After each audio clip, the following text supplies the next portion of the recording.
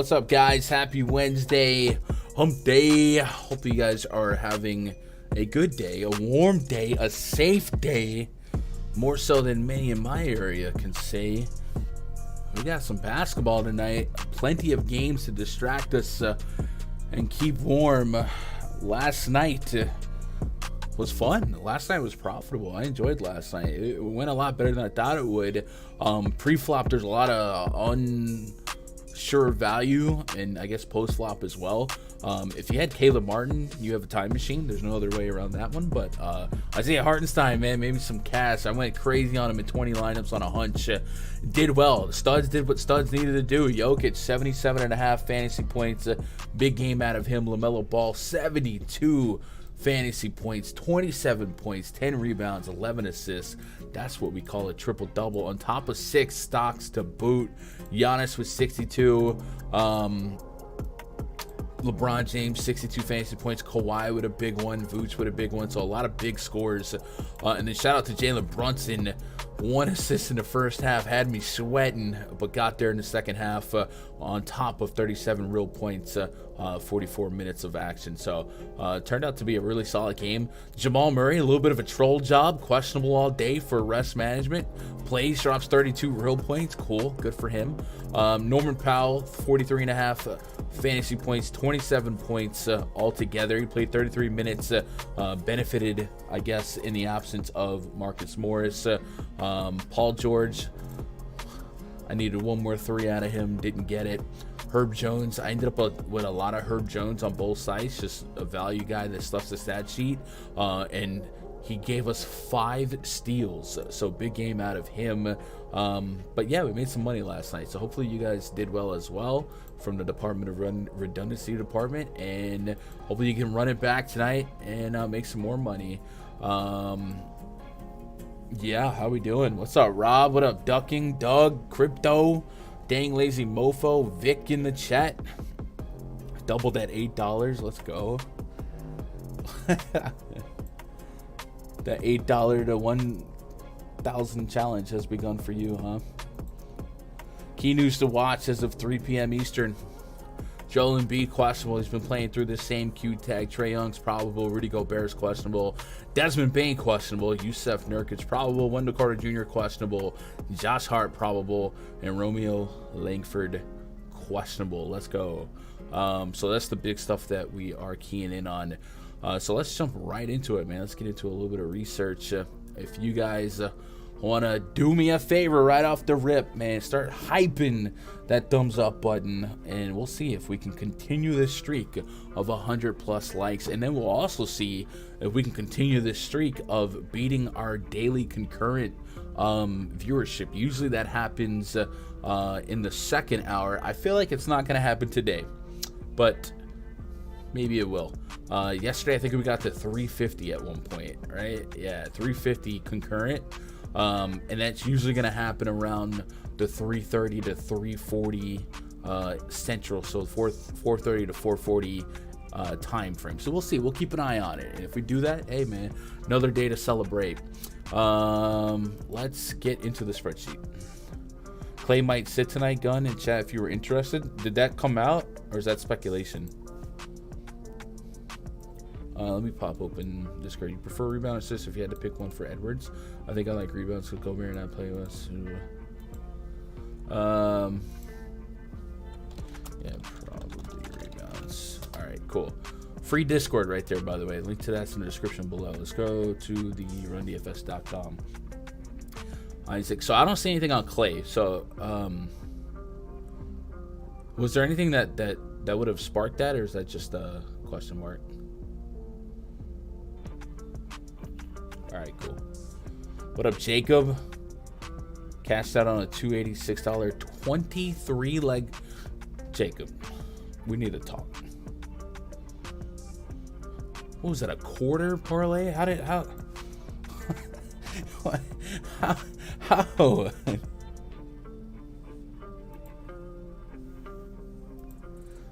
How do you have 23 leg? Like, what was the bet?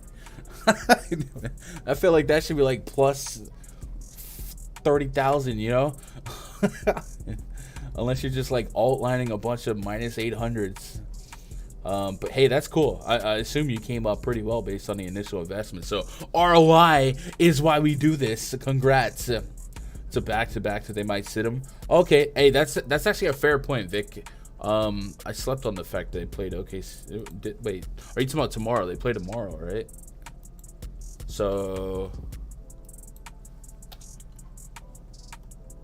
Garland almost sold me, made a clutch 3. Oh, dude, winning a prop on the final second or the final seconds. So you're saying they play tomorrow?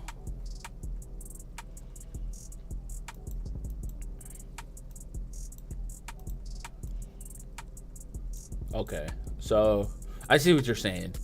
So it's possible that he could. Okay, what's the Warriors' schedule? They took it very safe and bet 32 times. Man, you can't make a 23-leg parlay very safe. Come on. No, but no, congrats, man. That's really good. So $32 for 286 on a 23-leg parlay.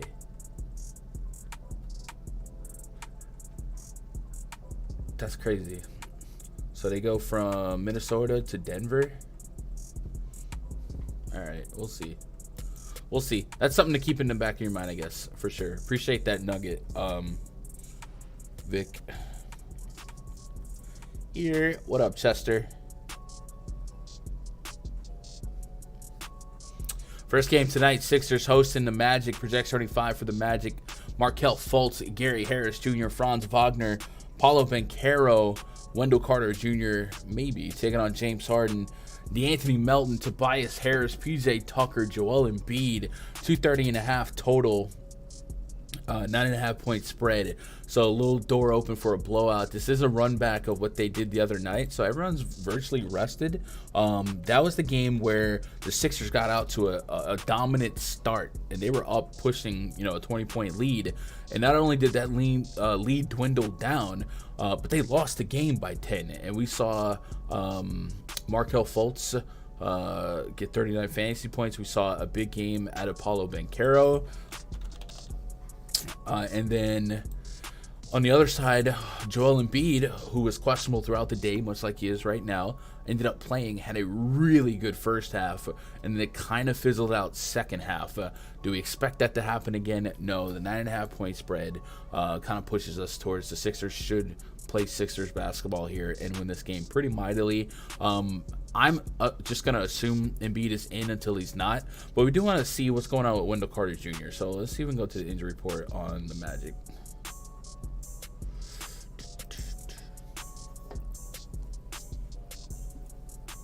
What color is your Bugatti? I woke up in a... Okay.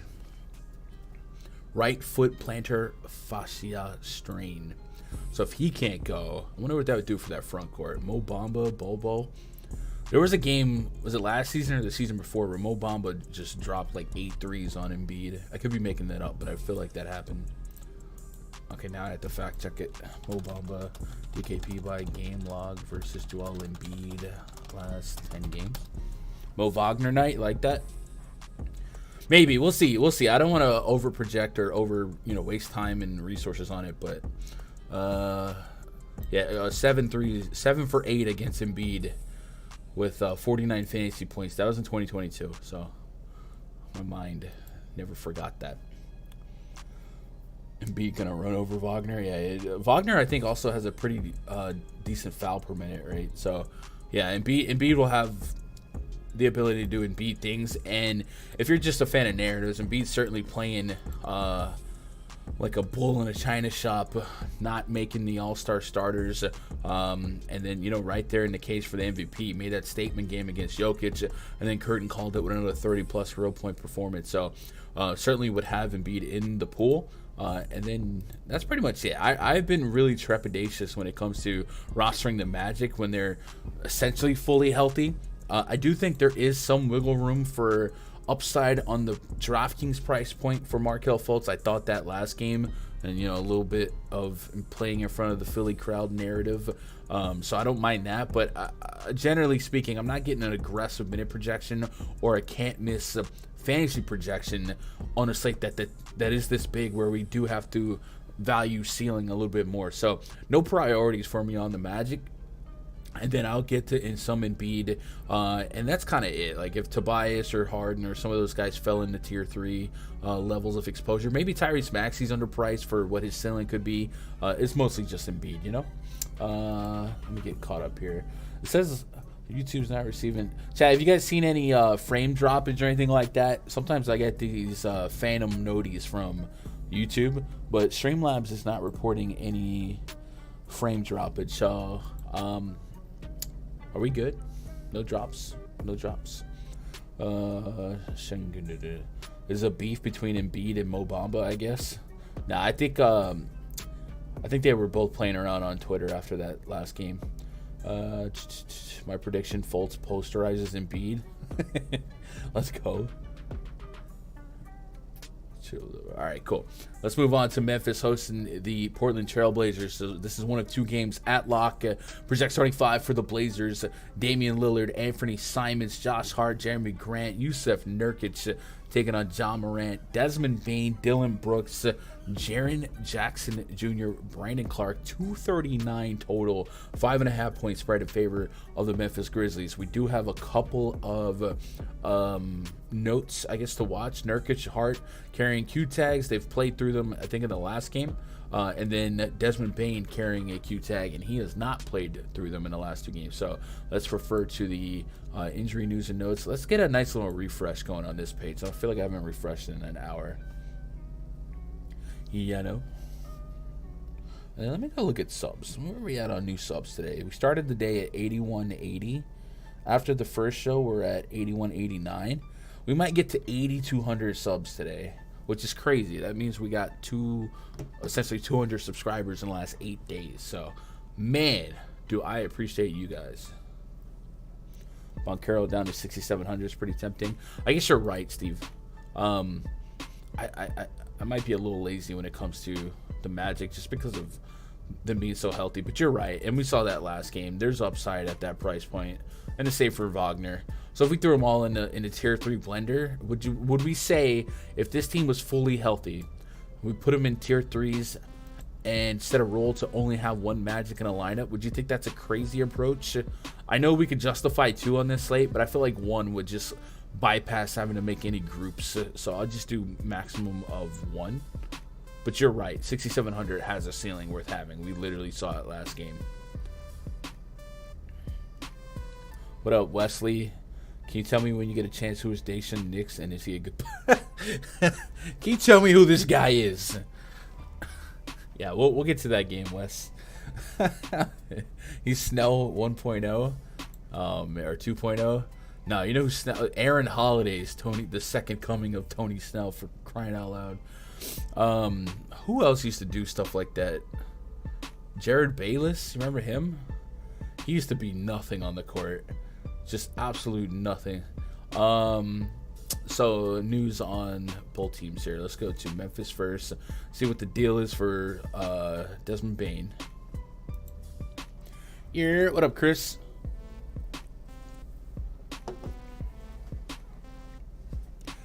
Desmond Bane has missed the last 2 games. There's a chance he could return to face Damian Lillard. All right, we read that.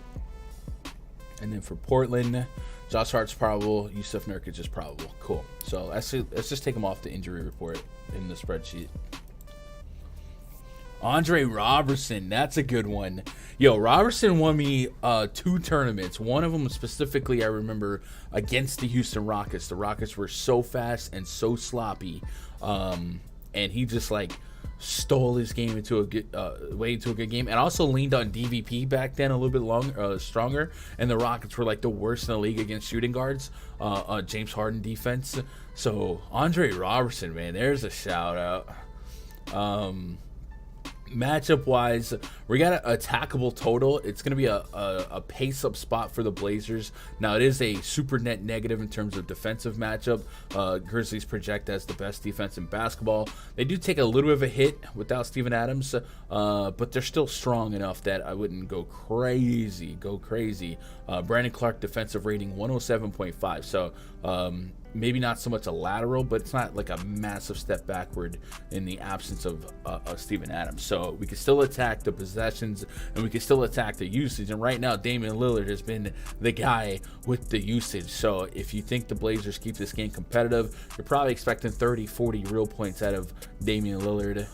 Anthony Simons is attackable at that price point, is what it is. No warm fuzzies on anyone. Nurkic, I think, has a ceiling at this price point, but it is a tougher matchup.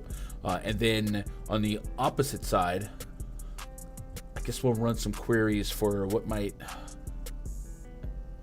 we might do in the absence of Desmond Bane. I feel like it is really just Ja Morant, and if you wanted to get to Dillon Brooks, you could, but I hate playing Dillon Brooks on a slate like this.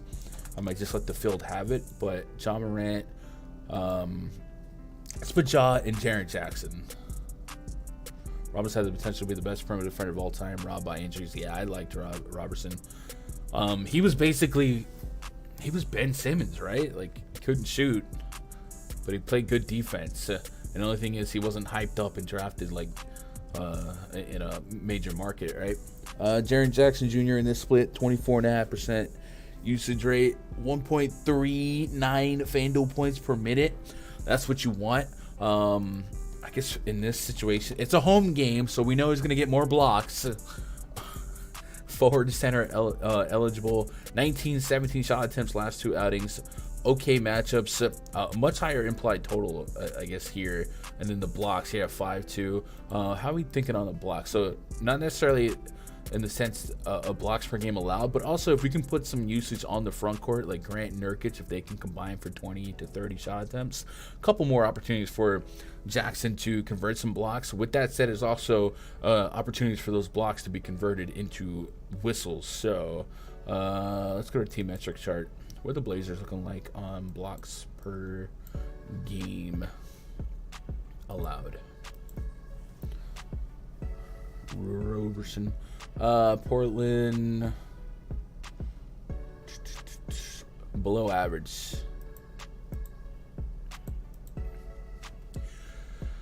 So I think it's just Ja, and if I wanted to get to some Brooks, I could, but I don't want to at all. I think on FanDuel, Jaren Jackson. I think I'm just getting to Ja. What do you guys think? Even Brandon Clark's adjusted to a more appropriate spot. So just Ja for me here. Yeah, I don't have a reason to get to anything else specifically. So just Ja. Tired of foul trouble with Triple J. That's his thing, man. You block. Yeah, think about what a block is, right? It's very easy for blocks to quickly become fouls, and that's just kind of his thing. So you get what you get. Celtics hosting the Nets. Project starting five for the Nets: Kyrie Irving, Seth Curry, Joe Harris, Royce O'Neal, and Nick Claxton taking on Derek White, Jaylen Brown, Jason Tatum, Al Horford, and Robert Williams. Says Bryn Forbes not questionable, Aaron Gordon questionable. All right, cool. 224 total, 9-point spread in favor of the Boston Celtics. So one of those spots where we get some marquee names and we get heightened usage for a guy like Kyrie without Ben Simmons, without Kevin Durant. But we also have to wrestle with a 9-point spread against one of the better teams in the conference, in the league, especially one of those teams at home, virtually fully healthy Suns, Marcus Smart. So what are you guys thinking about this one? What's the pulse here? Are you guys trusting the Nets to keep this one competitive? There's no right or wrong answer. I'm just generally curious because it makes sense to be interested in Kyrie, but I think he's appropriately priced. I think there's volatility in Curry, Joe Harris, Royce O'Neal. I do think we can get minutes planted on those guys, and I've kind of researched my way away from Nick Claxton here.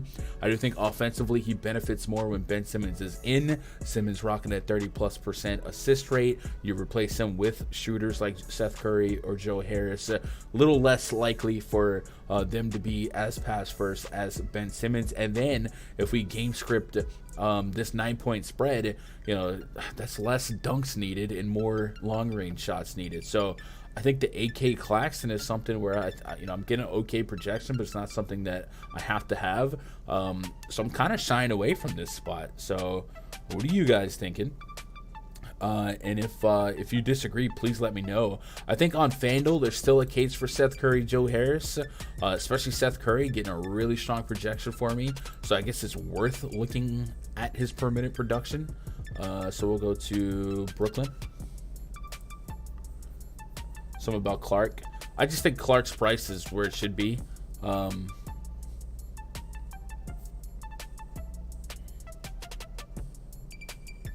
Day'Ron Sharp night, man. Honestly, in a weird way, Day'Ron Sharp gave you more affirmation last night for Isaiah Hartenstein, but I also think they closed with Hartenstein, which I didn't project, but, you know, whatever. I'll take it.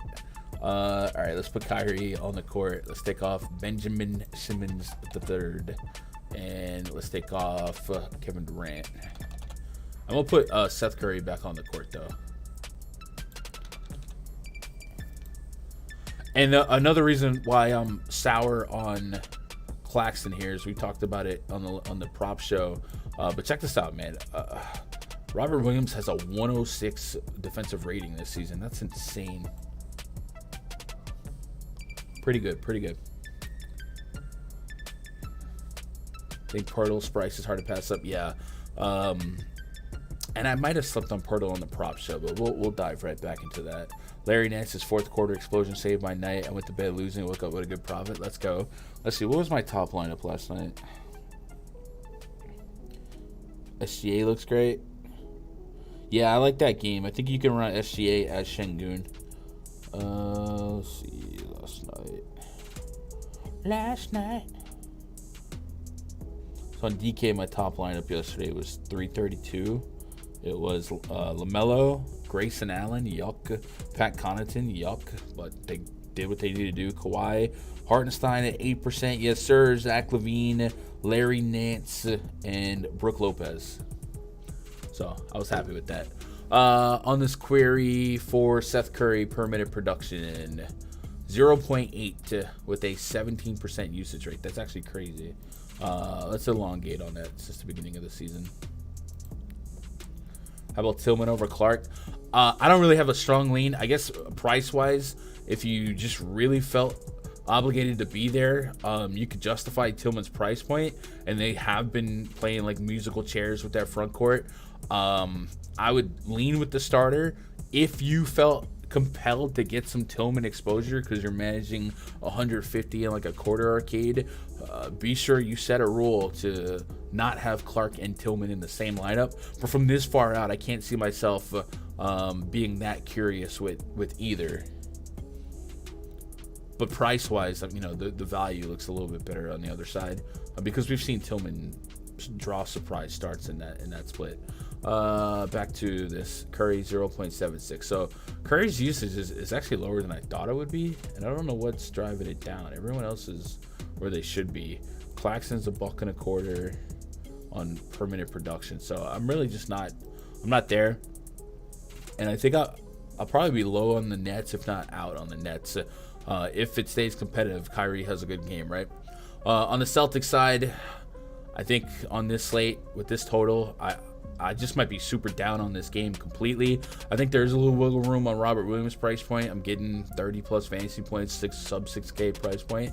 But I think I just might prioritize the rest of the slate. Do you guys disagree? Maybe the FanDuel price on Jaylen Brown is something I should be more appreciative of. I think 8,500 kind of reminds me of like Paul George in the 8Ks. You just kind of expect 40 plus. I'm getting a 40 plus fantasy point projection. So maybe the FanDuel price on Jaylen Brown falls for me a decent bit, especially at that projection. In context of the slate, how high is Jaylen Brown? He's basically top 10. And in the FanDuel slate, he's the highest projected 8K guy for me. Chris Paul's a little bit behind him. So on FanDuel, I'll get to Jaylen Brown.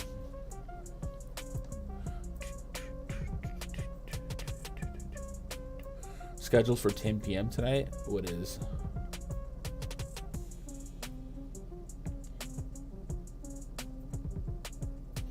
Did they? It's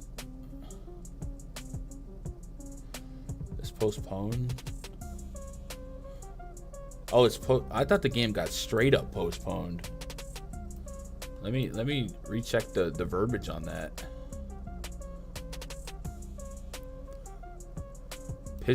Pistons Wizards game tonight has been postponed. I don't think that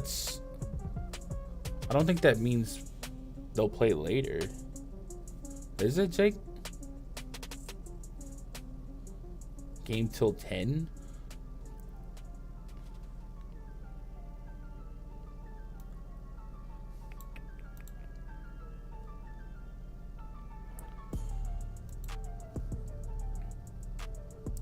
It was for 7, then changed the time. Oh, I just thought it got straight up postponed, like removed from the slate. I'm pretty sure, and because of what DraftKings has done, where they've literally negated the game. Are you guys sure?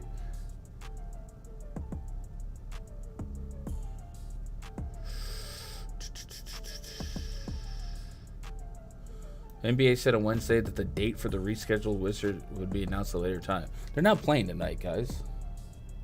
No, they're just not playing tonight.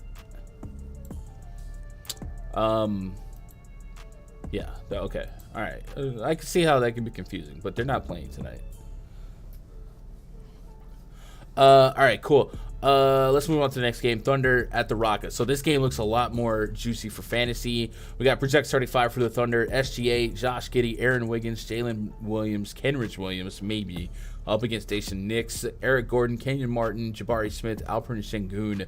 236 total, 5.5 point spread in favor of the visiting Oklahoma City Thunder. The Rockets are, they are really rough without Jalen Green and Kevin Porter, and the Thunder have been kind of metrically one of the most underrated teams in basketball. I saw a tweet the other day about how good they are against the spread this season, so they should be decent favorited, and they are.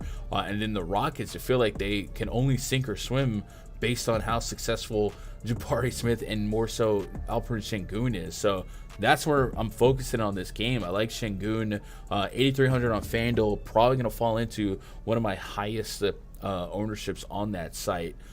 He is getting almost a 50 fantasy point projection for me at that price point. Yeah, I'm in on that. So I like that. Jabari Smith is very attackable. I think we can borderline stack the Rockets. I'd have to set some pretty strict parameters and kind of balance the overlap. This is a little similar to what we saw in that Pistons game. However, in that Pistons game, Sengun was out. I think with Sengun in, solidifies some usage a little bit more to where we expect him to do a lot more, and then we have a little bit more predictive value on who else to lean on. So we ran this on the prop show. Let's put Sengun on the slate. Let's take off Green and Porter. What up, Dez? Hope you're doing all right.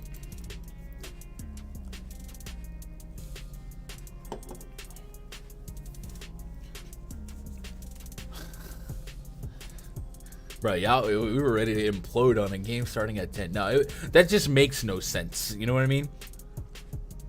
24% usage rate for wait, no, Jalen Green's still here. Hello? Yeah, you been all right, Dez? What you been up to?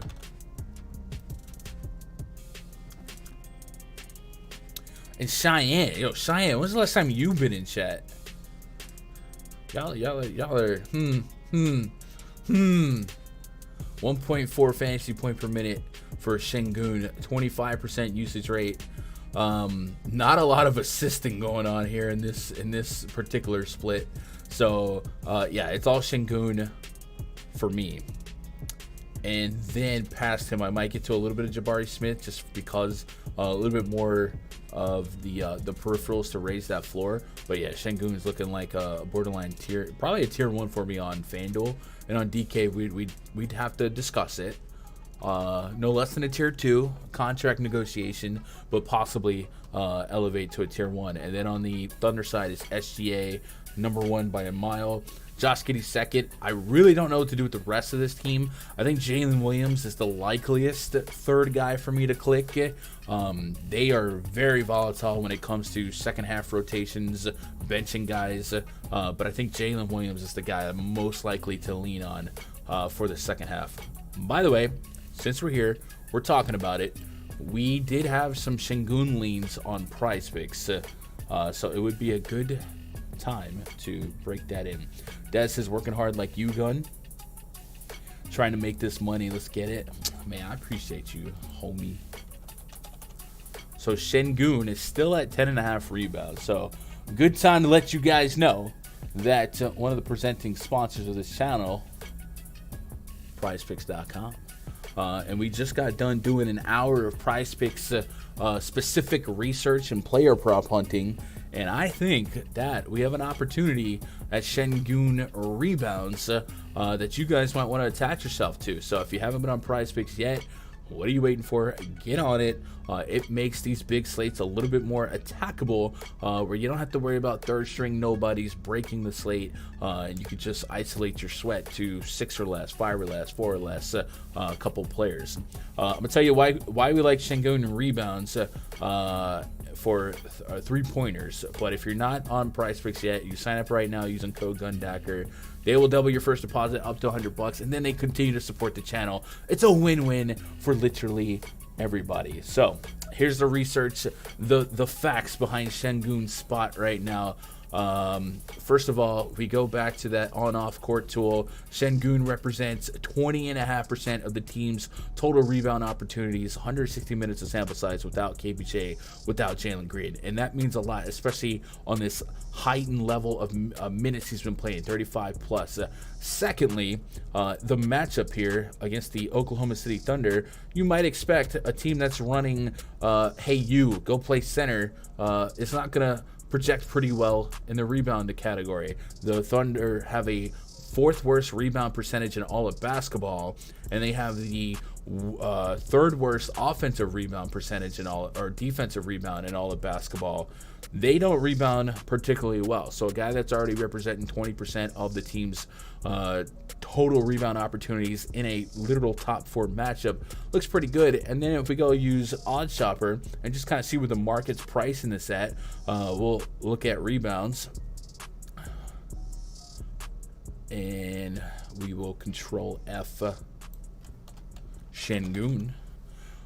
There is steam on the over at 10.5. It's getting up to 130, minus 145 on the over. So I would not expect PrizePicks to hold on to this 10.5 much longer. So if you want to make a bet, you want to get some cards, you want to get some actions in early, Şengün 10.5 rebounds on the over looks like a super solid click to me.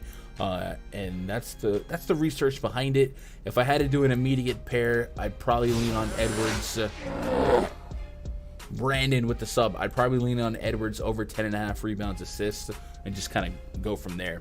On the Thunder side, give me SGA 50 plus. Correlates pretty well with Şengün if you're going to make some of those lineups together. I think he's appropriately priced, so no front end or tier 1 steam behind that. But yeah, let's get caught up on chat, see what you guys think. Okay, seeing Houston stacks all day. Yeah, it makes a lot of sense. Family's doing great. Thank you for asking. My Aunt Kat is still fighting cancer. Dang, bro. That sucks. Shout out to Aunt Kat. Şengün's going to be my highest owned player. Let's go. Gun, how about that Royal Rumble ending? Roman and Sammy. Love it. So well done. So I will say Royal Rumble, start to finish, was the most predictable show I've watched in years. It was annoying for the rest of the show because he just made it boring and rather shallow and pedantic. But that the Sammy Roman stuff, literally everything that happened, you knew it was going to happen, but it was so well done. Like, you would have been mad if they did it any other way. So I was happy with it. Supposed to hate the Eagles, but I was happy they smacked it out of San Fran. Yeah, what up, Doug? Bridges should get 2+ steals tonight against the Hawks. I didn't know that was on the board. We'll go look at that. Yeah, guard's a rough one tonight. It's all good. Brandon, I appreciate that sub. If you guys are out there, you're not subbed to the channel. Let's see, today, dang, we're already up like 16 subs today. So we might get to 8,200. We are literally, Let's see if it'll let me show you guys. 89 for... We're 6 away from 8,200. So if you're out there lurking, 6 away from 8,200. And then we start the grind to 83. And we might hit 9K within a month at this pace. So I appreciate you guys for that. I'm going with the Peter Griffin. You already know. Lois. Let's move on to the next game. Golden State Warriors at the Minnesota Timberwolves. Projected starting five for the Warriors: Steph Curry, Jordan Poole, Klay Thompson, Andrew Wiggins, Draymond Green, taking on D'Angelo Russell, crossing over with Anthony Edwards, Jaden McDaniels, Kyle. The Andersons got tickets to the game. How'd they get tickets? And Rudy Gobert, 238 total, 3.5 point spread, favor the visiting Golden State Warriors. So Vic brought it to our attention. We have seen Klay Thompson rest on legs of back-to-backs. This is night one of a road back-to-back, Minnesota, then Denver for the Warriors. We've also seen them just kind of rest everybody on back-to-backs, and because it is one of those altitude back-to-backs, maybe the squad plays tonight, and then tomorrow's a Jordan Poole, Jonathan Kuminga night. We'll see. Until they put something out there, we got to assume that all the Warriors are in until they're out. So with that said, it is a 238 total. It is a 3.5 point spread in favor of the visiting Golden State Warriors. For the prop streets, I did like the Anthony Edwards rebounds and assists. Somebody got me on that the other night against the Kings, and I like it again today. Two of the faster paced teams in all of basketball. We amplify and raise the expected possessions, and a guy like Anthony Edwards is just playing minutes on top of minutes, and when he's done playing minutes, he plays a few more minutes. So that's a lot of opportunity to exceed his season average on points and rebounds and assists, which is already 10.5. So I like that. Steph Curry's at the top of the podium for me, Klay Thompson second, and then Jordan Poole in terms of which guards I want to get to. I feel like everyone is appropriately priced. We have seen Curry and Klay Thompson coexist.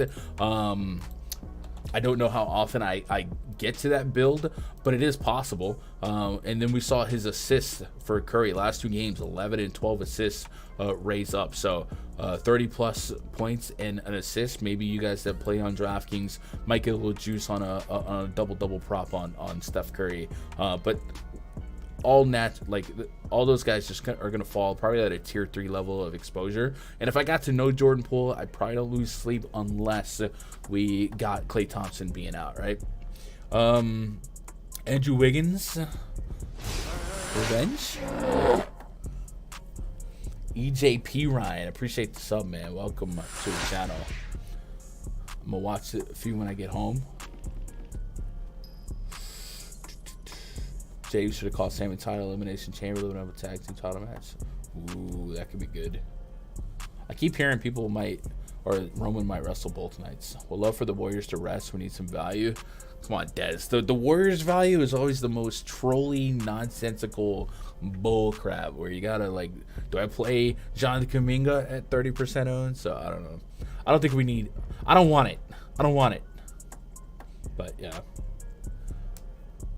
Wiggins revenge. I'm coming home. D-Russ revenge, right? Have a little fun. So here's something that I was gonna maybe add to the Anthony Edwards hunch on the rebounds. What do you guys think happens with Gobert? Is there a path to Gobert getting small balled off this court if they are trailing large enough? Do we have a sample size to say, yep, Gobert got pushed all the way out here, and then we're playing slow-mo and I don't know, Luka Garza, Nathan Knight, stuff like that.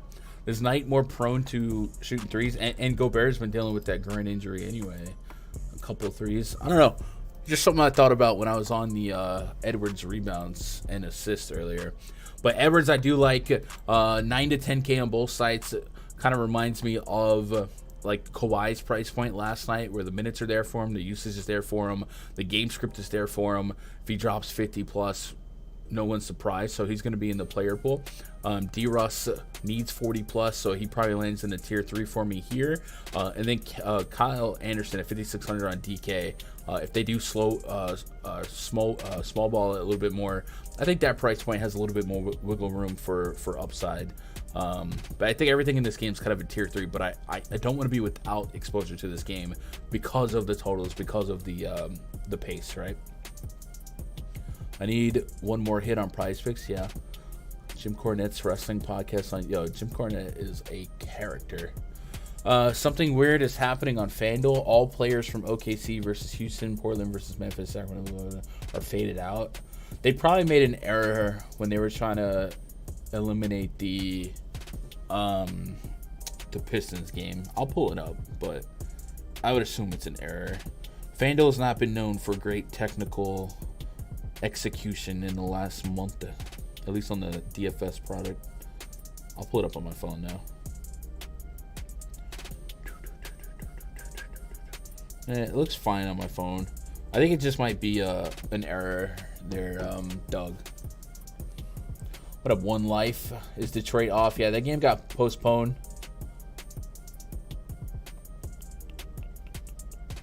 Can Curry hit the value needed at 10K with all the other guards in a better matchup?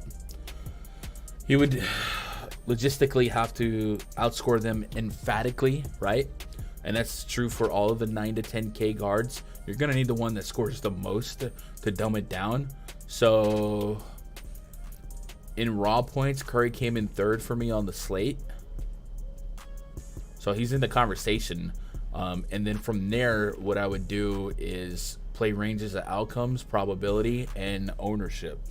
So looking at Steph Curry ownership on DraftKings, he's at 5%. So that's a non-issue. So I think if you're managing a portfolio of lineups, for him to come in as top 3 in projected raw points at 5% ownership, you're getting to Steph Curry at least 5%, but probably cap him up. Like I'd probably want to raise the ceiling on that ownership a little bit more, and hopefully value will open up. But like in 1v1s, I like Curry better than Kyrie.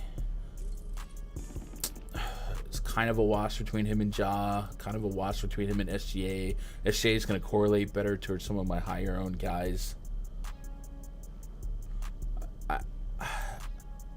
I like him more than Damian Lillard.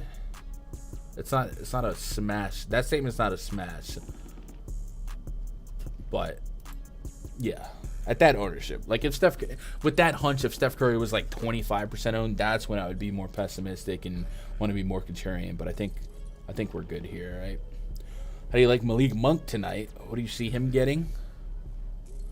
Probably what he's been getting, right? Herder's in. I don't really see a reason to be. We'll get to that game. We'll go to that game now, I guess. Let me get caught up on chat.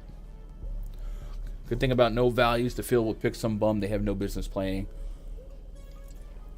Usually when there's no value, the field all agrees on like one random guy that sucks.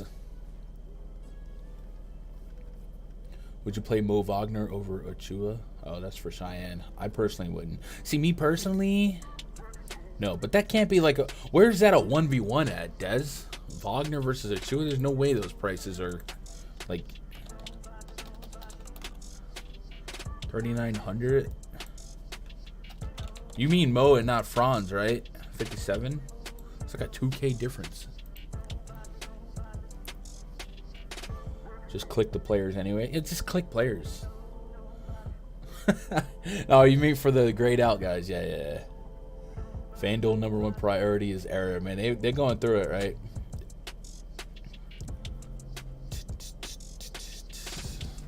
Spurs hosting the Kings. Project starting 5 for the Kings. De'Aaron Fox, Kevin Huerter, Harrison Barnes, Keegan Murray, and Domantas Sabonis taking on Trey Jones, Romeo Langford, Keldon Johnson, Jeremy Sohan, and Jakob Poeltl. Am I not Poeltl enough for the Poeltl Club?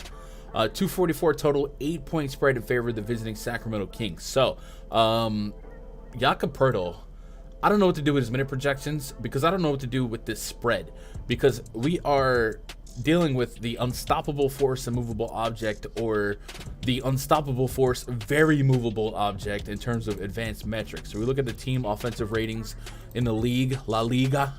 Sacramento leads the league in offensive efficiency, and when it comes to defensive efficiency, San Antonio has the worst defense with a 9.5 net rating. So if the best offense blew out the worst defense in basketball, we're not surprised, and that's pretty meaningful. Not pretty mean, but that's something we have to work with Jakob Poeltl, because Jakob Poeltl minutes have been down, and arguably as a result of some of these lopsided scoreboards. But there's a good chance today it gets lopsided as well. 106-127. There's a 10-point spread against Phoenix. In that game competitive, he got 30-plus minutes. Actually, was that overtime, though? Popcorn machine? I just don't know what to do with his minute projection, because I want to play him at that price. I do. Let's go San Antonio. Oh, wrong game.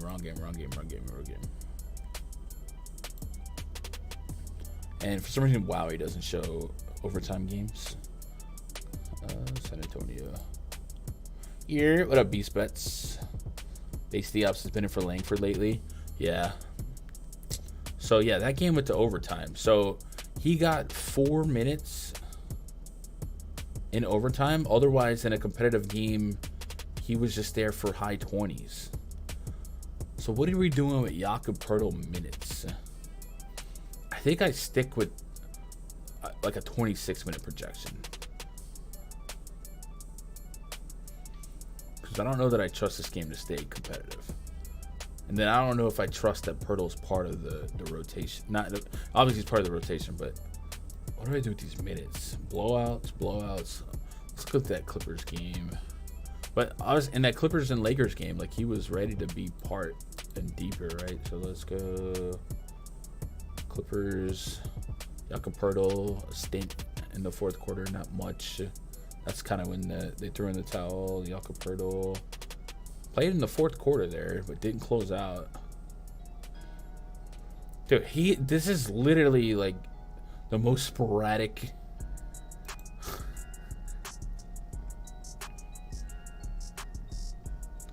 This is so sporadic. So there's a lot of blowouts here. I'm going to stick with like a 20. I got my 24. I'll probably move the needle to like 26, 27. I just don't know what to make. And then what's his fouls for 36 this season? Jakob Poeltl fouls for 36 minutes. 4.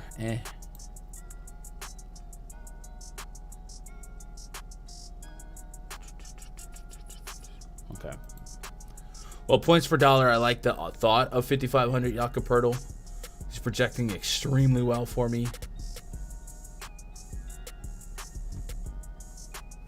Okay. Let's go run a Wowie for the Spurs here.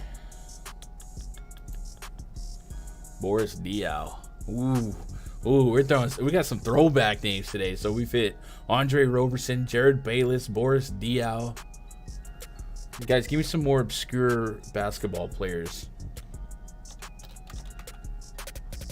Jared Bayless was a oof. Let's take off Devin Vassell.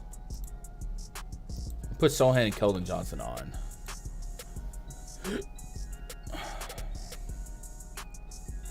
Everyone remember Mitch McGarry? Or Kyle Singler? Y'all don't know about that Thunder team. Sohan, Keldon Johnson, Devin Vassell. We got a 28% usage rate on Keldon Johnson. Sohan at 19%. We've seen that teeter-totter on the seesaw a little bit.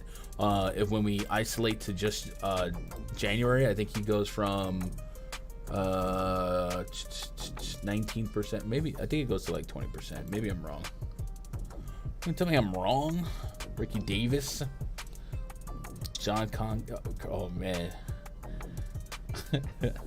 What time do you aim for? What type of value do you aim for on Yahoo? Man, thug, Yahoo's pretty wild because Yahoo will almost always have guys at like min price. So the construction is a little bit harder to put like a finite value. You just kind of, for me personally, I like to find like 3 or 4 big values on Yahoo, and then I can grab in the big boys. Jeremy Sohan usage has gone up like 2 or 3% when you look at just this month. So that happens with the youngsters that they grow into their roles. So I did like Sohan's first half real points over on PrizePicks. Shout out to Cam for that lean. Had him at 6.5. in the first half, so I'm on the over on that. Yeah. But I think we throw Sohan in the blender. I think we throw them all in the blender and just hope that this 240 total lives a little bit of room here, because Sacramento's defense is still something that can be attacked, but it's just San Antonio is struggling. So give me Sabonis as well. And Sabonis's raw projection is the most on the slate for me right now. After maybe thinking of some logic, actually I don't know, because Embiid is in a 9.5 point spread as well with the Q-Tech. So I think I might just let that rip and leave Sabonis up there. But man, I just don't trust this game to be competitive down the stretch. 36, 39. 2 games against San Antonio, 40 and 33.5 minutes. Maybe I'll logic that down a little bit. Robert Swift. Oh, man.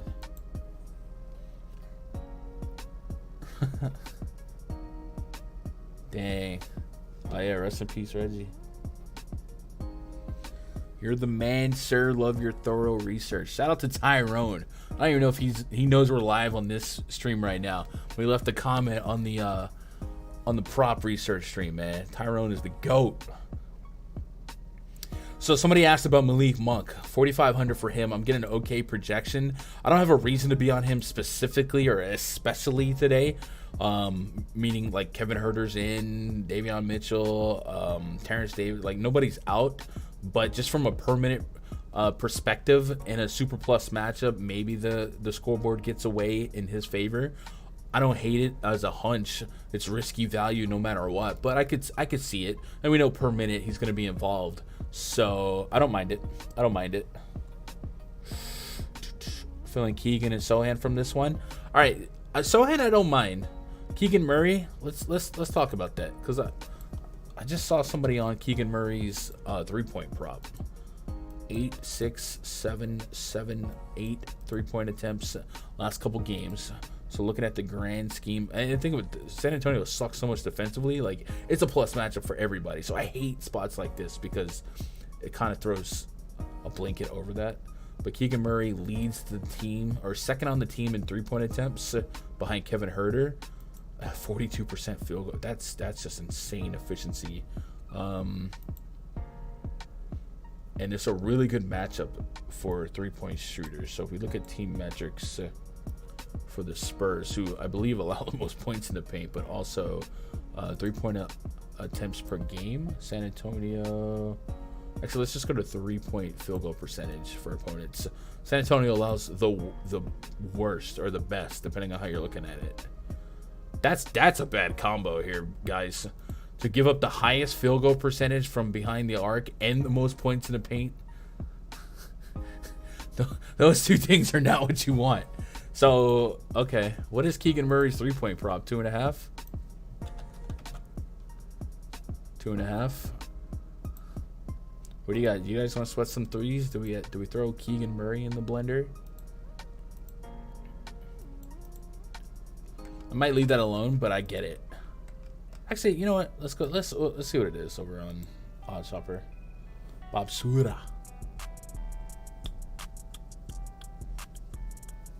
Me and 2 other girls on our high school team play the 4-on-4 against our boys' high school. Our 4th was a point guard named Bob Sura who played for the Rockets. Dang. I don't think I went to school with anybody in the league. I went to school with people that played in the NFL though.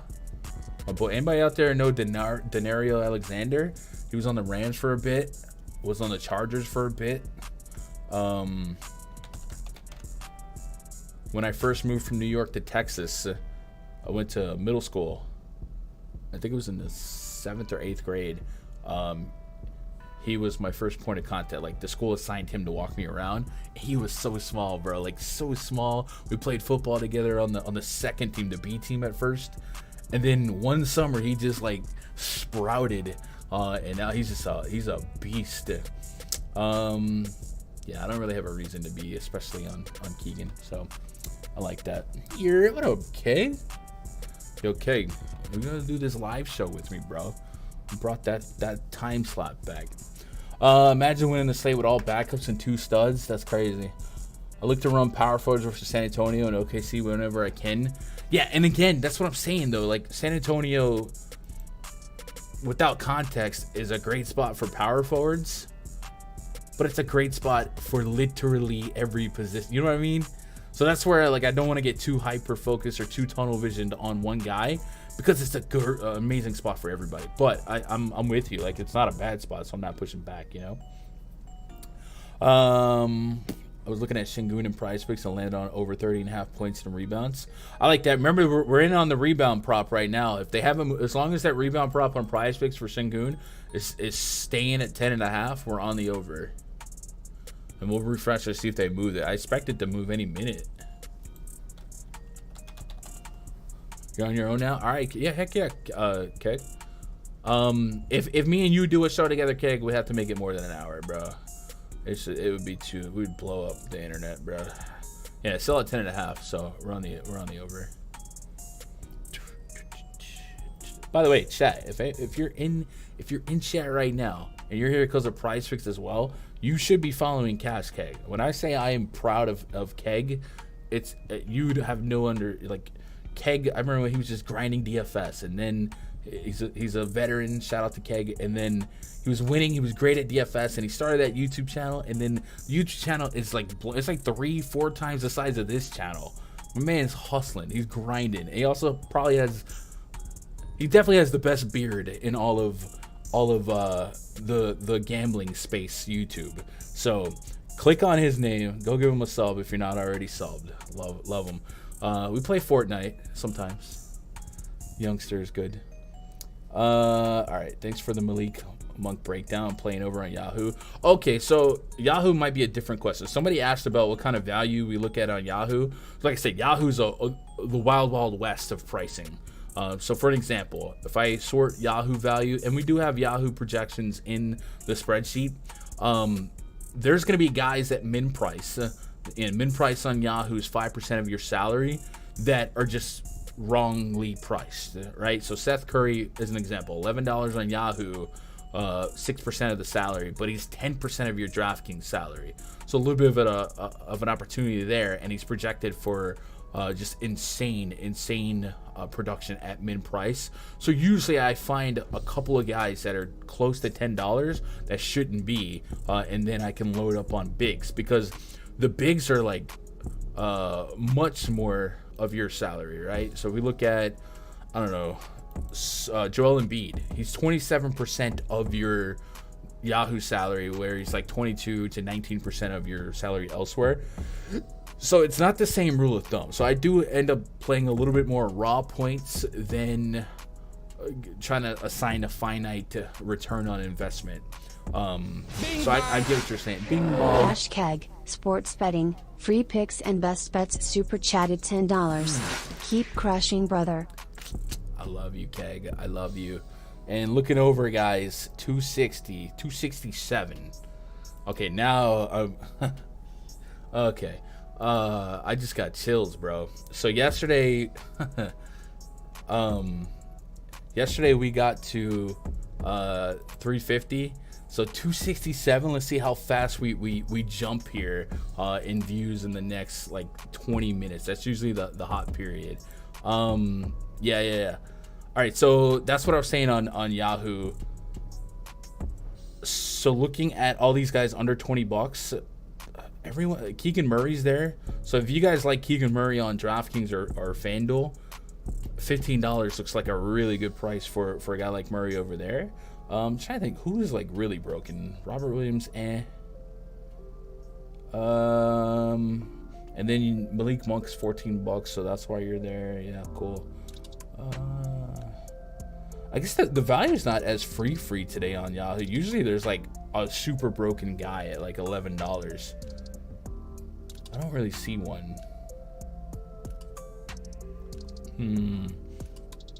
Brandon Clark, maybe. Brandon Clark's at $16, so you get center opportunity at such a low price.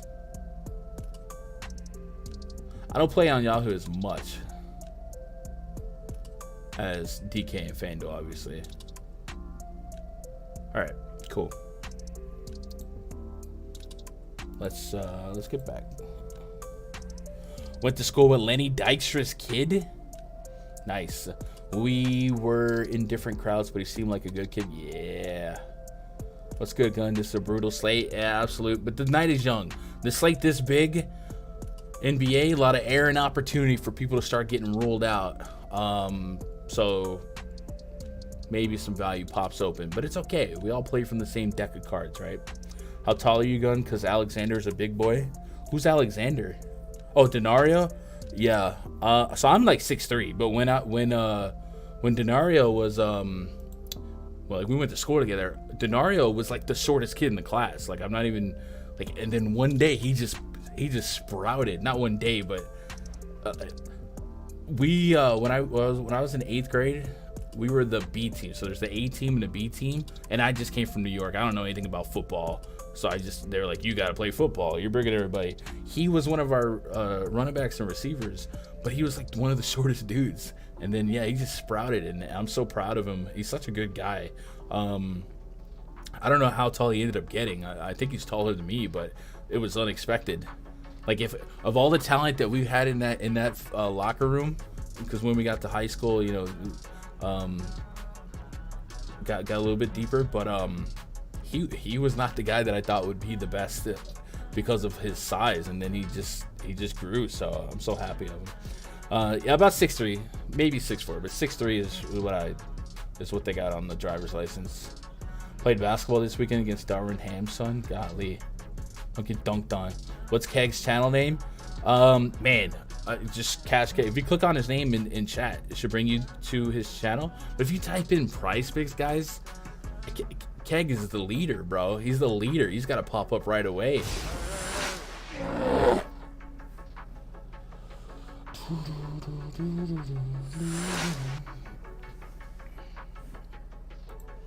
Anthony, appreciate the sub, brother.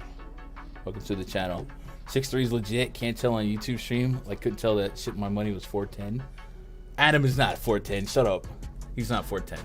There's no way. Fred VanVleet, Gary Trent, Scotty Barnes, Pascal Siakam, Precious Achua, taking on Mike Conley, Jordan Clarkson, Larry Markkinen, Kelly Olynyk, Walker Kessler. 230.5 total 3-point spread in favor of the home team Utah Jazz. Yeah, whenever you see like pros or former pros on like an amateur level or just in a different league, that's when you really realize how good those guys are. Like, I don't know. Like, we mean Deshaun Nix, right? He'd probably drop 50 on us at any YMCA. But, like, in the league, you're just like, who's that? Or, like, when I played World Baseball Classic DFS 4 years ago, Jurickson Profar, I was like, this guy sucks in the league. I'm not playing him in the world.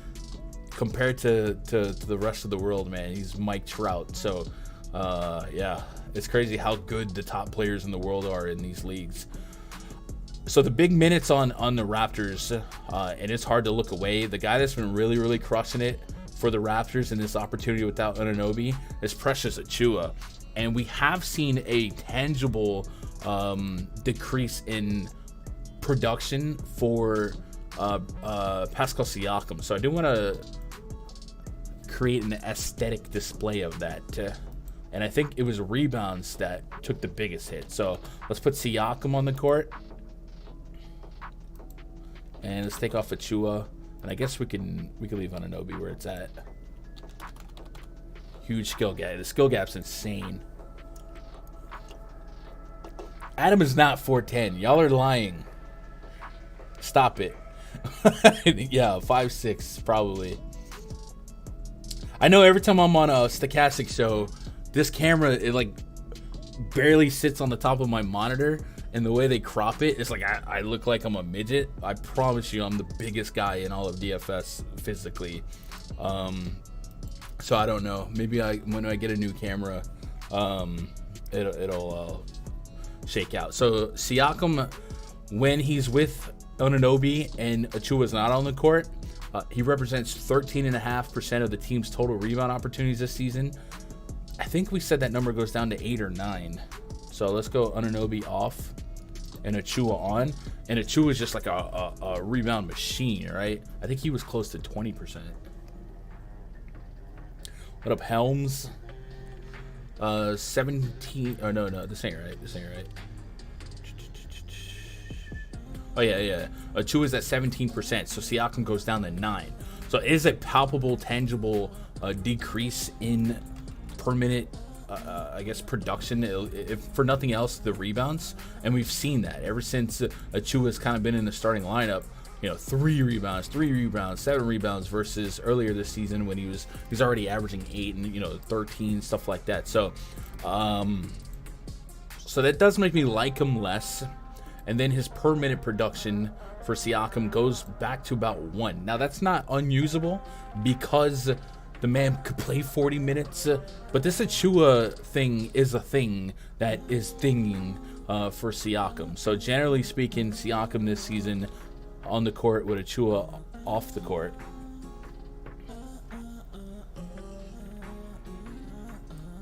Siakam's at $1.25.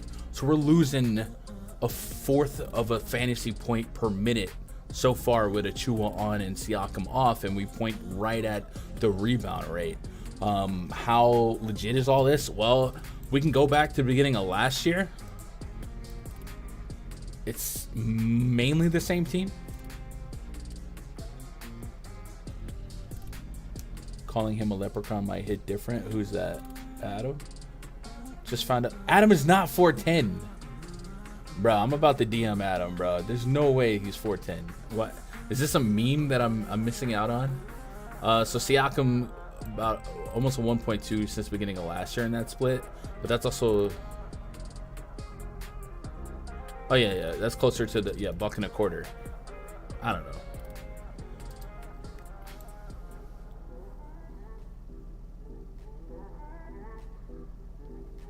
Bro, I don't know what y'all are on. I have no idea what y'all are on. Gun is the almost of DFS. Nah. I would say I'm wider too though. So like, I don't know who's a big fat guy. Otis maybe. Brodus Clay. I'll take Brodus Clay. Achua 9 rebounds over. I was more so thinking about maybe the market's overpriced for Siakam on his rebounds. But like I said on the prop show, I don't want to sweat anything under for the Raptors because they play so many gosh dang minutes. But his rebound rate so far has taken a hit when Achua's on. What might we think about? Maybe Achua gets in foul trouble here against a 28% usage DeAndre Ayton. 3 fouls, 34 minutes. There's a 5 fouls against the Knicks active front court. So no. So I think we just project as is. So that makes me, long story short, less likely to lean on Siakam as aggressively as maybe I would have a week ago in a similar split with Anunoby versus Achua being the tangible difference, right? So hopefully we enjoyed that scenic route. Like Portal tonight. Last competitive game Spurs he had played 34 minutes. Helms, that game went to overtime. So he added 5 minutes in overtime. And I'm not saying you're wrong, but I've seen that point made, and everyone's sleeping on the fact that in that competitive game, he played 4 minutes and 20 seconds in overtime. So that 33 minutes still could have been 28, you know?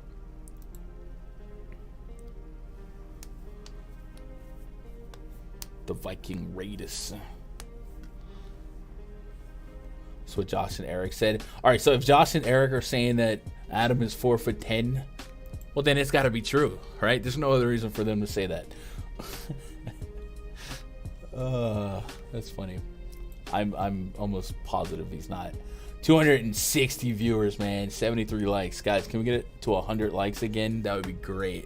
And then we continue the streak of 100 likes. So all the Raptors are probably going to be tier 3 for me. I don't think I get to Scotty Barnes much. And Siakam I'm a little less intrigued with based on the Achua splits. But Achua at 57 on DK, 64 on FanDuel. It's just hard not to keep getting there at an aggressive clip. So I like that. And I also don't mind Fred VanVleet. If we go back to that particular split since the beginning of this season, let's put VanVleet and Achua. There's a possibility that they're all just like super average mid plays. Let's do a poll and share it with Adam.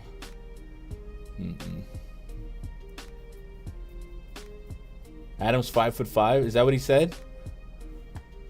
That sounds more realistic than 4 foot. 4'10" is like my son is like 5'9" and he's 30. Like Adam doesn't look that short. So I don't know where that came from, other than an Eric or Josh prank. So Van Vliet's leading the team in points per minute, fantasy wise, in that split. So I'm with that. 26% assist rate. That was higher than I thought it would be, and then 26% usage rate. So maybe Van Vliet. Maybe it's points per dollar. I go Achua 1, then Van Vliet, and then Siakam's just kind of, if I got to him, I got to him.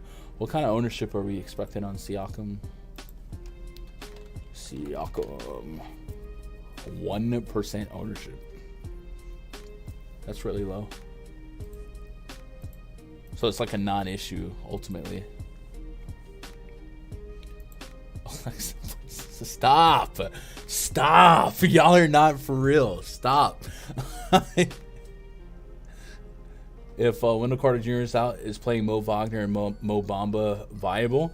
Viable, yeah. We have seen Mo Bamba start in that split, but it's still, I don't expect it. I don't know. Price wise, yeah. We'll see what they would do. Looking back at the prices for Wagner, $3,900. Wagner will probably just foul out in 10 minutes. Bamba, we've seen him have limited success against Joel Embiid. You know, bare bones min price. I get it. It's just an opportunity. So yes, viable. Yes. Will I get there aggressively?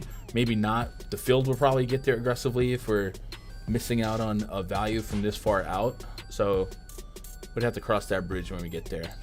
On the Jazz side, this new look lineup where they've inserted Kelly Olynyk at the 4, Kessler at the 5, doesn't really change much for me. We're still appropriately priced at Lauri Markkanen versus what his upside can be. The total is attackable, 115, but there's no warm and fuzzies. With Jordan Clarkson maybe being the guy I'm most intrigued with in a vacuum. Clarkson leads, I guess him and Markkanen lead the team in 3-point attempts per game, and Markkanen hits at a much better clip. And if we look at the team metrics chart for the Raptors, Toronto funnels opposing teams to shoot threes at a top 6 amount,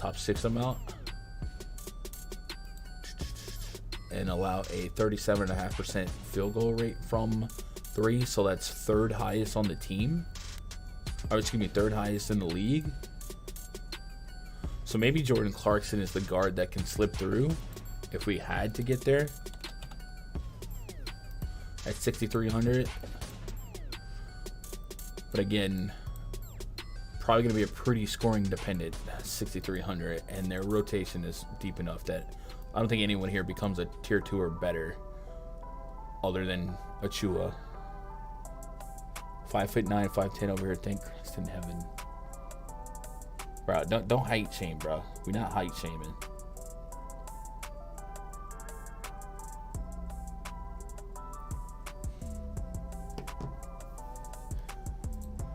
So Will Watkins, Fred VanVleet over 7 assists. You like that? Averaging 6.5 on the season. We said he had a 26% assist rate in that split.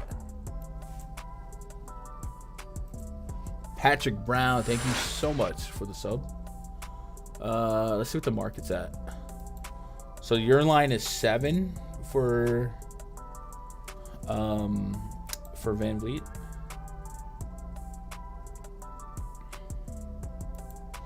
He has a Wikipedia? Bro, Adam, there's no way Adam has a Wikipedia.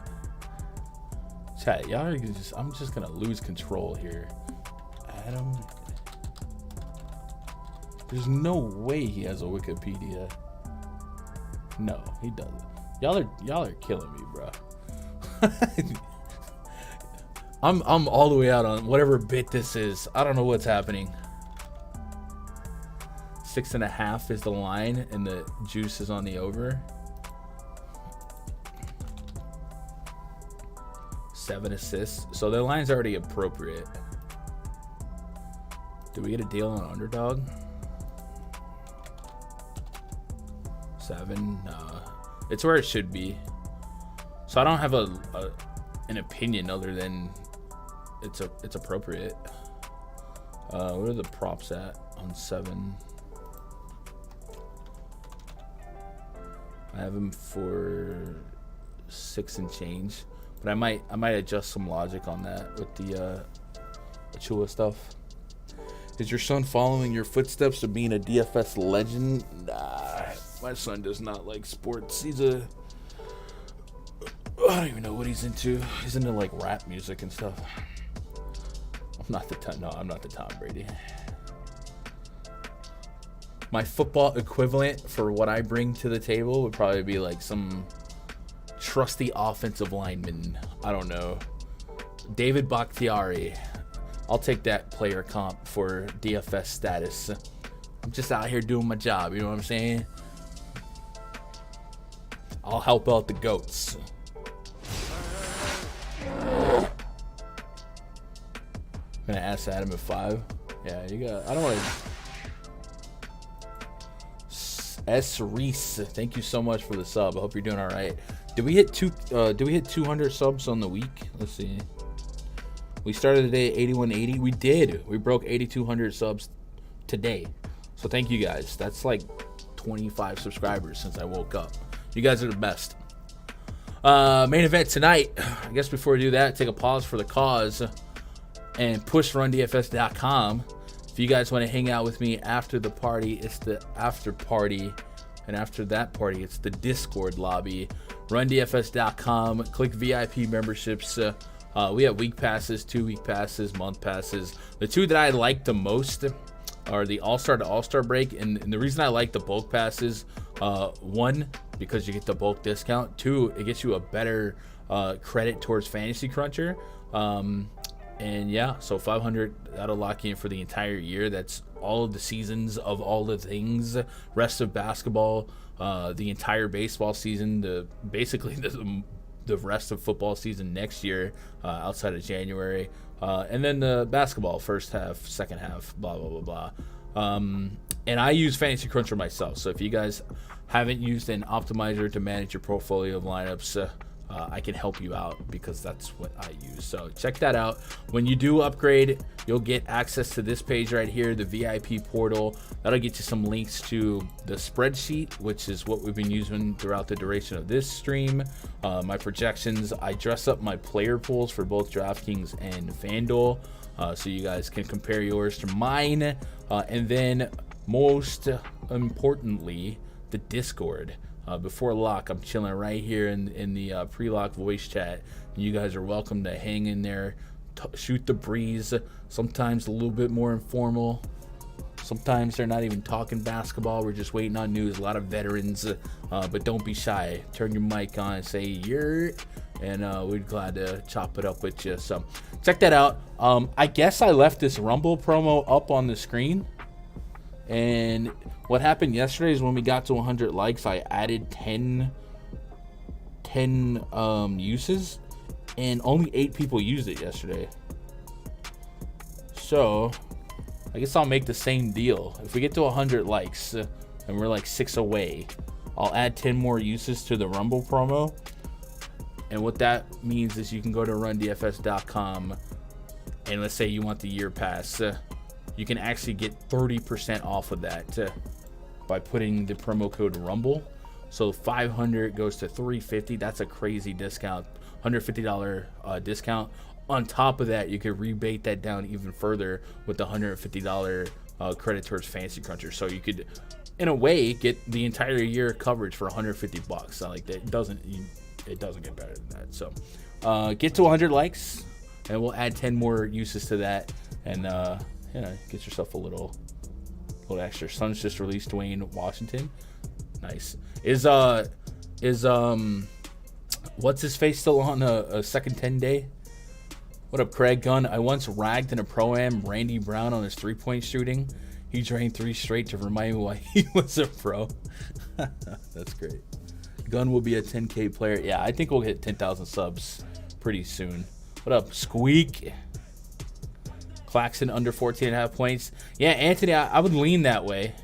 We've seen his involvement offensively take a step backwards when Ben Simmons is also out.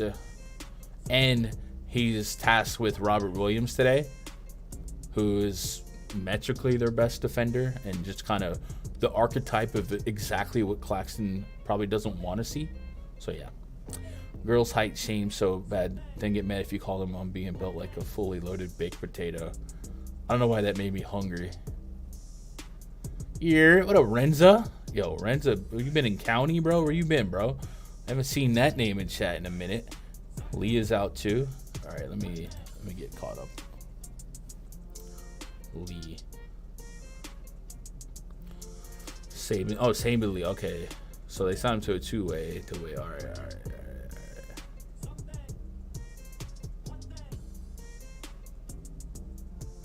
Well, good for Saban Lee.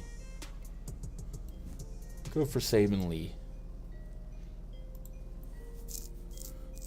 One of the best DFS. I appreciate that, Renza. Renza, where have you been, bro?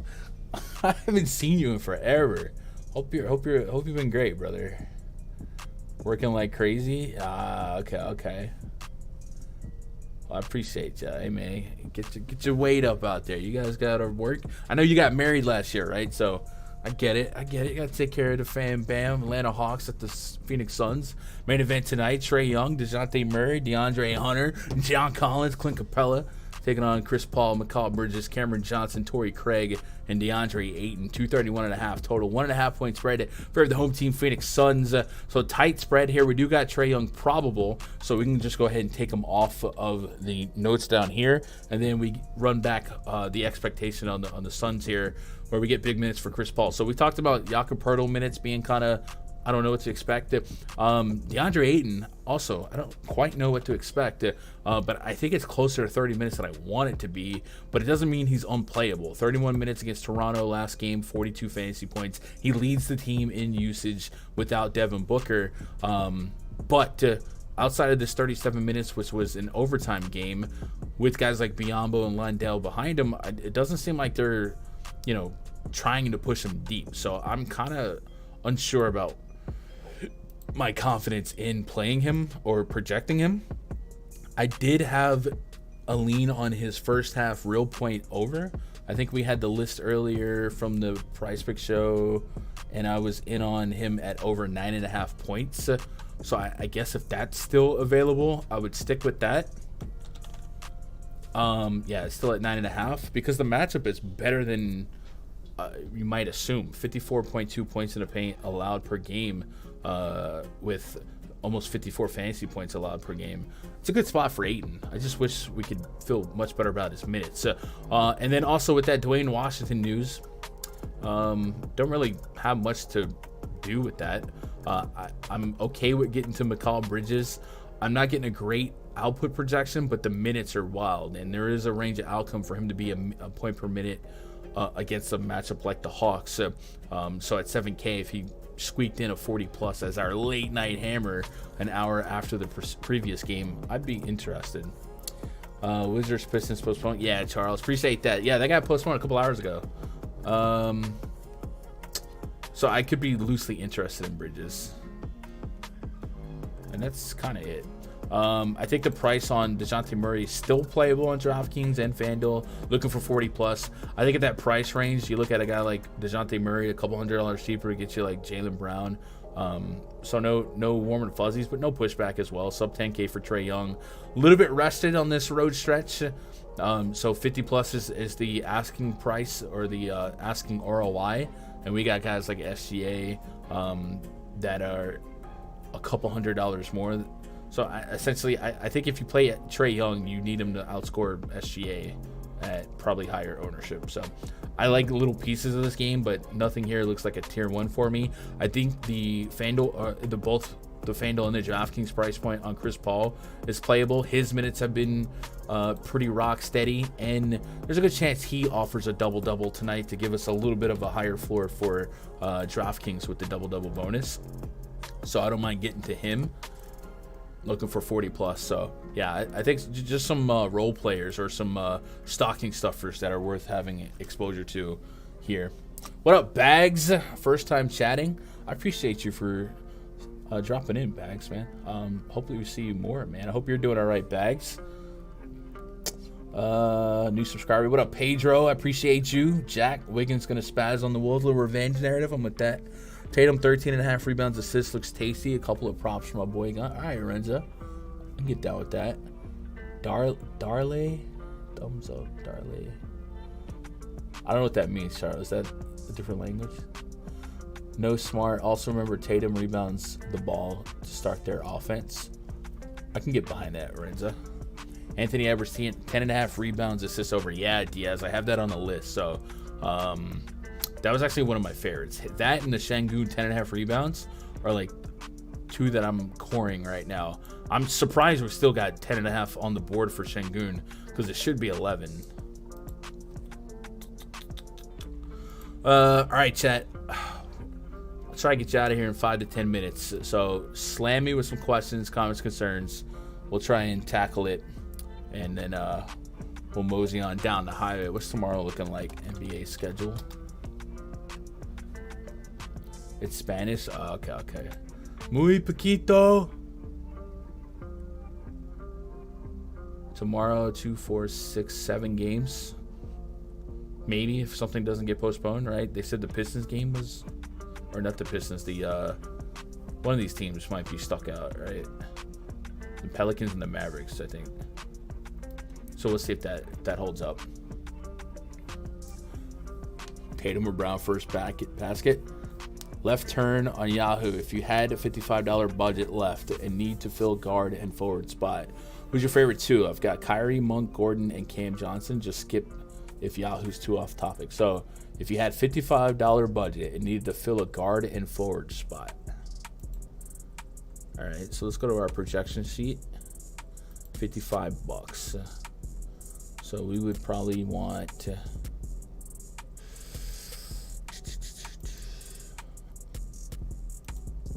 Anthony Edwards looks interesting.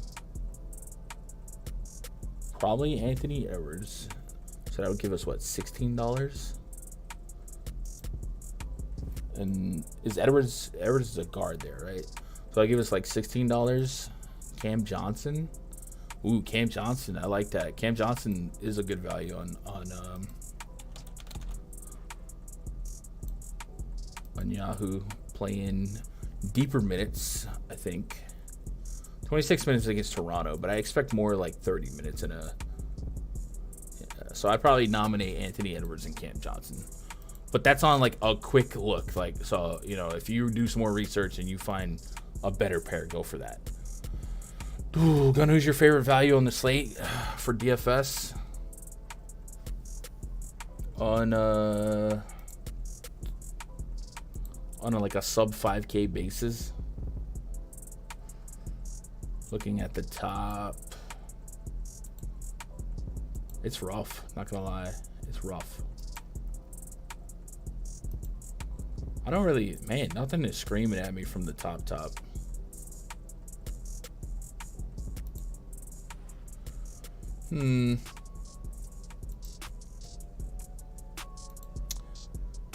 Thinking Seth Curry has a chance, but it's going to be extremely volatile. But yeah, we're struggling on value right now. What's the ownership value looking like? Jalen Noel. Good Lord, Isaiah Joe's grabbing ownership. Yeah, we need something to open up. It's bad. I will say Jalen Noel is coming in as a top 3 points per dollar play for me right now. So it does kind of match up with the projected ownership. So cool. Jeremy Sohan, 13.5 points over. Diaz, I like that. I'll also nominate Sohan first half over real points. We had that at 6.5. So that's to double down on what you're saying, but I'll chop it in half for the first half. How do you feel about Jayshawn Tate, 4,100 on FanDuel? Tate. So Tate's minutes. That last game against Detroit? just 20 minutes, and that was a game without Şengün. So I think 20 minutes is like around the highest we should expect. And you just kind of need him to be super efficient. He has a chance to be over a point per minute, and Şengün does have a chance to space the court. But, no reason to be especially there or not there. I just think he's a play. Van Vliet's my favorite on my slate today. I call him my barber because he looks like a New York barber. Got that Drake look to him. Yeah. Best plays for the late game. So the probably in terms of floor, Chris Paul looks like he's gonna give you 40 plus fantasy points. Cameron Johnson's very intriguing to me at that price point. I like the minute projection on him. And Bridges is going to play a ton of minutes, but I'll probably go like Paul, Cameron Johnson, Trae Young, obviously. And that's where I would be. Yeah. Şengün. Yeah, Şengün should be a monster tonight. Should be. Top 5 FanDuel value play. Man, Charles, that's probably going to be hard for me to give you a confident answer this far out. I can sort the FanDuel value, though. I haven't swept these projections in about 2.5 hours, 3 hours. So I'm going to come back when I get off the air. I'm going to go sweep for the Vipers. But Seth Curry has a top 2 value. I know Knicks is up here. It's just hard for Knicks to put Knicks minutes next to Knicks' name and not get a good return. I don't think I'm playing Dacian Knicks, bro. I'll let the field have that. But it looks like Seth Curry's up there for me. Cam Johnson's up there for me. Jakob Poeltl's projecting well. I still don't know what to do with his minutes. That's it. Yeah, we are struggling for value tonight. So hopefully we do get some news to at least make us open a door on some more solidified value. Captain for showdown in the Suns game. So don't catch me lying on that one. I haven't digested or absorbed the prices there. So yeah, Boucher's been balling lately too. So I do like the thought of Boucher, and what I've been doing with Chris Boucher on DraftKings is kind of the Xavier Tillman, Brandon Clark rule. Is if I want Boucher in a lineup, I set a specific rule that Boucher and Achua can't touch. So that's what my recommendation would be for Boucher. If you think there's a range of outcomes that a Achua gets in foul trouble or something like that, Boucher's per minute's really, really good.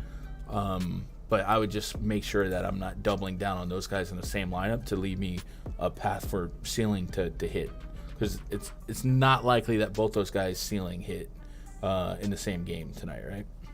Who do you like better today, DeAndre Hunter or Eric Gordon? That's a really good one. I think I lean Eric Gordon, just assuming Eric Gordon has to take more responsibility. 32 minutes.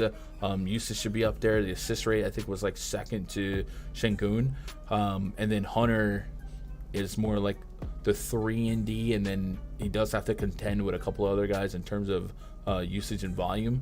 So I think in this particular split, I lean Eric Gordon, but never overly confident when we're putting money on Eric Gordon, right? Markelle Fultz 5.5 assists over. I don't mind that. I just do have worries about the Magic when they're fully healthy, right? Cole Anthony, Jalen Suggs, Gary Harris, Markelle Fultz. There's a chance Fultz could just play like 27 minutes. You know what I mean? But I like the thought of that, Anthony. I don't hate that at all. I think I have the over in the props as well, but I'm pretty selective. I have him right about 5. So I wouldn't push back on it though. Snake draft SGA or Curry? Ooh.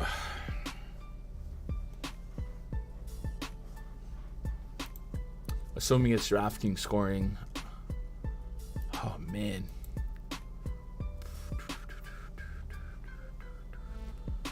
I have Curry at 53.8, SGA at 52. It's a toss-up. I would probably go SGA for floor, right? There's at least an above 0% chance that Steph Curry could have a 40-point game and Klay Thompson delivered and Jordan Poole delivered. there's almost a 0% outcome that the Thunder have a big game and SGA is not involved. You know what I'm saying?